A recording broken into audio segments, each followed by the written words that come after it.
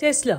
نیکولا تسلا زاده 1235 شمسی تا 1321 به مدت 87 سال زندگی کرد. او متولد کرواسی بود و تحصیل کرده مهندسی برق در دانشگاه‌های اتریش و فرانسه. پدر نیکولا تسلا یک کشیش به شدت مذهبی و مادرش مخترع و خانه‌دار بود.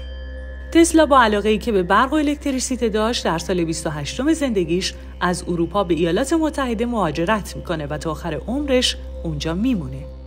تسلا رو میتونیم مهمترین و تاثیرگذارترین مخترع قرن بنامیم. او بیش از 300 حق اختراع ثبت شده داره. مهمترین اختراعهای او سیستم برق متناوب یا AC، رادیو و کویل تسلا بود. من دیبا به همراه احسان در کانال دیبا اینا در یک ویدیو زندگی تسلا از تولد تا مرگ رو شرح و بسط دادیم که اگه دوست دارید این ویدیو رو ببینید روی لینک زیر کلیک کنید.